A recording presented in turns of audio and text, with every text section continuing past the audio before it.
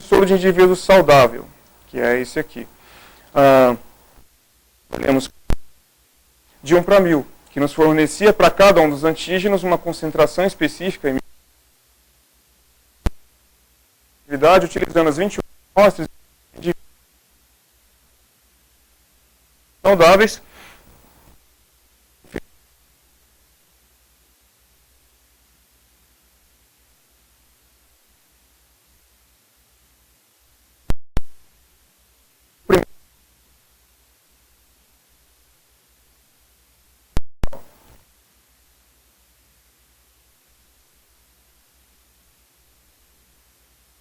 Que foram uma cruz. E cada ponto desse representa a reatividade do único soro na diluição que foi escolhida. Vocês veem aqui que a média da leishmania chagas com soro de leishmaniose visceral foi mais T cruz. A atividade dos dois foram 100% de positividade e o T cruz com cerca de 98%. Aqui nós temos as reatividades de 4 dos 8 tripanosomatídeos de insetos que foram utilizados, os antígenos dos tripanosomatídeos de insetos. E o que nós vemos aqui? A média de absorvância obtida para esse soro, para esses antígenos, para cada um deles, foi muito próxima à obtida para a leishmania. O outro grupo de antígenos apresentou uma média mais baixa, mas positividades elevadas também. E o que isso nos permitiu dizer? Com base nessas reatividades, nós separamos esses dois grupos em grupo 1 e grupo 2, uma separação arbitrária, em que nós tínhamos um grupo com elevada imunorreatividade cruzada, com a leishmania, e um grupo com reatividade cruzada mais baixa, em intensidade com relação à média de absorvância. Não houve diferença estatística com relação às médias de absorvância para esse grupo de soros, nem em relação a esse. Entre esse grupo de soros e em relação à leishmania, mas eles foram diferentes entre eles, e essa diferença foi suportada por um valor P muito menor do que 0,05, que é um valor que define o quão essas diferenças. Aqui nós temos as positividades que foram obtidas, então, para aqueles soros. São os mesmos dados representados na forma de tabela.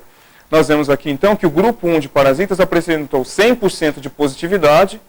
E vejam com relação às médias. Elas foram muito maiores do que o do grupo 2 e muito semelhantes ao obtido para a leishmania chagas. Vejam que são antígenos que são parasitas de insetos, que circulam entre insetos, eventualmente entre vegetais, e apresentam essa intensa reatividade cruzada a ponto de reagir 100% com esses soros desses pacientes.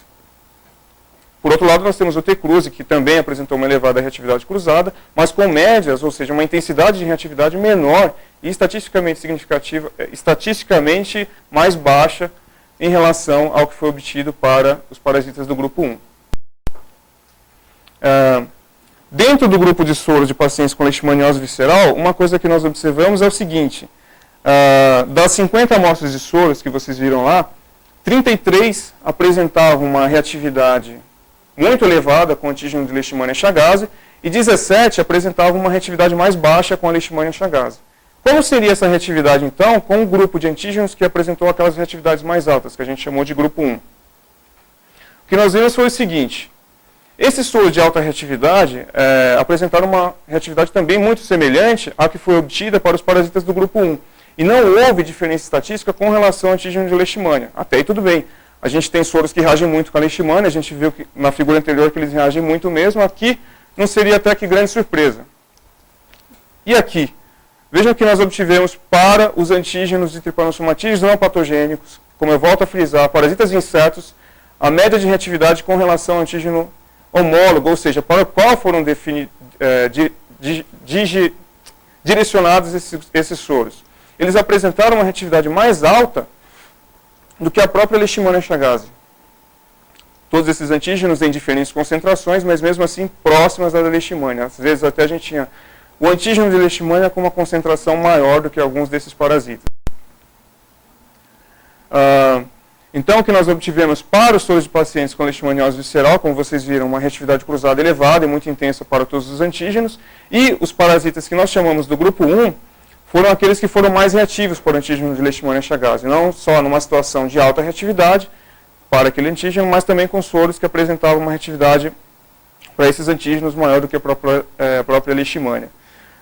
Isso pode se dever a uma variedade de fatores, entre eles a resposta imune na leishmaniose visceral, que é caracteristicamente muito elevada, onde nós temos uma condição de hipergamaglobulinemia, uma intensa estimulação policlonal e a produção exacerbada de anticorpos que vão reconhecer esse parasita e que podem também conferir reatividade cruzada para outras coisas. E também, claro, essa reatividade cruzada toda que a gente viu pode se dever à semelhança antigênica entre os diferentes tripanosomatídeos.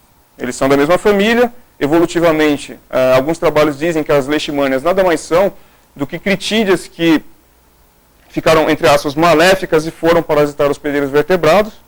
E, com relação aos subgrupos de reatividade, grupos 1 e 2, alguns trabalhos na literatura suportam essa diferença que nós vimos, né, grupos de maior reatividade e mais baixa reatividade com relação a glicoproteínas de superfície, a proteínas de membrana, que, embora presentes em todos esses parasitas, são presentes em maior quantidade nesses parasitas do que com relação ao grupo 2 de antígenos. Agora eu vou mostrar para vocês uma tabela que mostra as reatividades de uma forma comparativa com relação a todos os soros. Então nós temos aqui novamente soros de pacientes com leishmaniose visceral, com a sua alta reatividade cruzada para todos os antígenos. Soros de pacientes com leishmaniose tegumentada apresentaram reatividades mais baixas, o que pode se dever ao fato de que nessa doença a resposta imune humoral ela tende a ser mais baixa do que a resposta imune celular, que é a que na verdade efetivamente consegue controlar a infecção nas leishmanioses, ou no caso da doença de Chagas. Vejam que a reatividade cruzada para soros de pacientes com doença de Chagas foi também muito elevada. Para nenhum dos antígenos nós obtivemos 100%, exceto o próprio antígeno de Trypanosoma cruzi. E aqui, que é aquele grupo interessante, de 46 amostras de soros de pacientes com diferentes doenças, nós obtivemos uma reatividade muito baixa.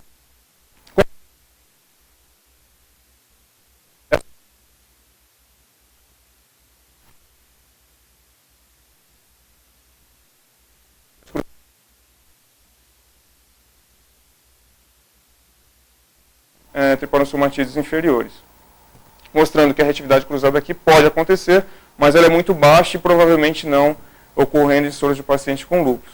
E aqui são os doadores, são os indivíduos saudáveis, dos quais nenhum apresentou.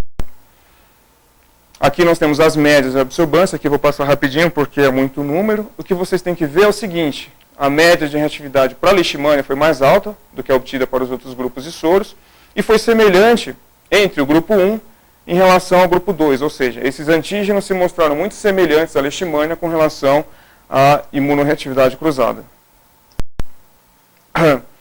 Agora eu retorno nos questionamentos, depois de ter apresentado tudo isso para vocês, e digo o seguinte: ela depende da espécie utilizada? Nós vemos que sim, e que por uma coincidência, dos 8 parasitas que nós escolhemos, 4 se comportaram de uma forma para a leishmaniose visceral e outros 4 de uma forma diferente. De que forma? Com relação principalmente a intensidade e reatividade, que nós vemos com relação à média de absorvância para os diferentes antígenos.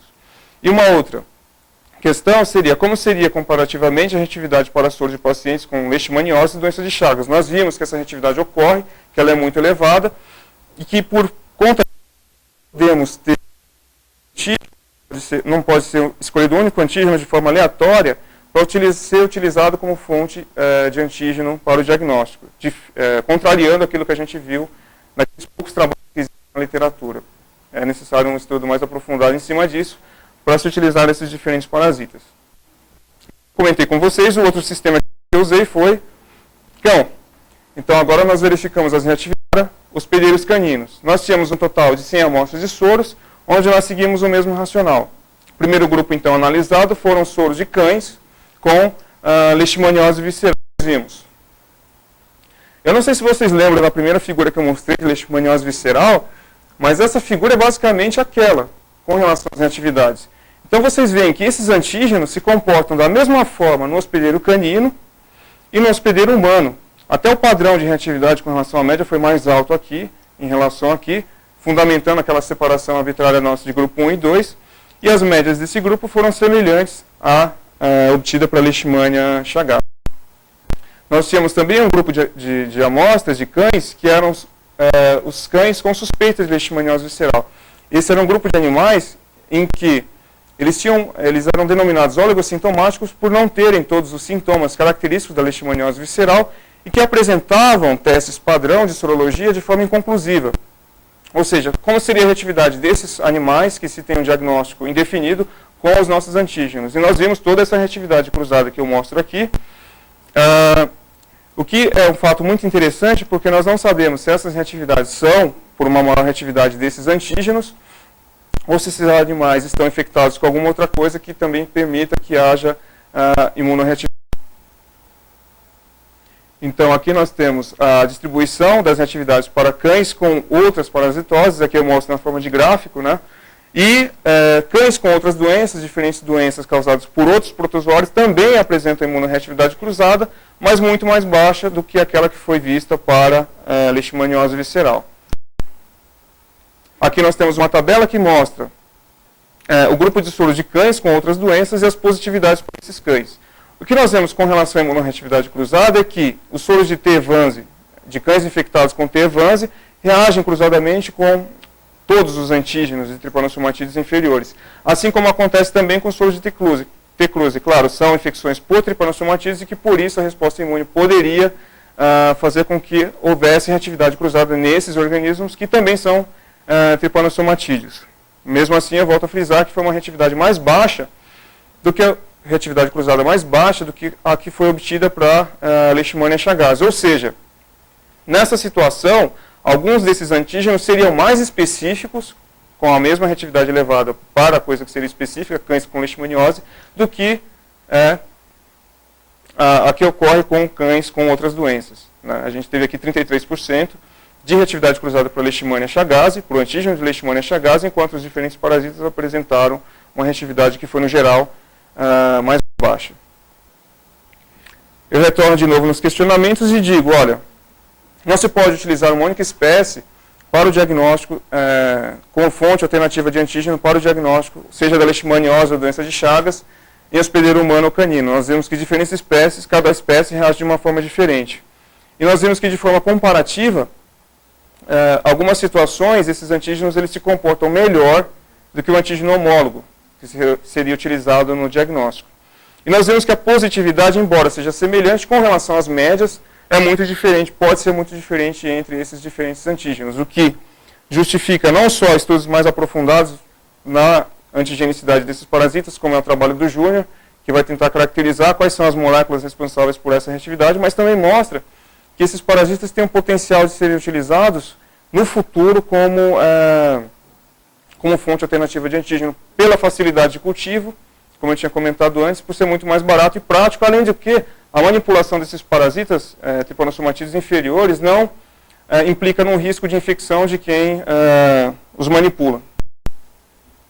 Eu agradeço ao grupo que me deu suporte durante todo esse tempo, a doutora Efrosina, a Marilda, a Vivi, a Mônica, o Júnior, ao ICB, ao CNPq e ao MT pela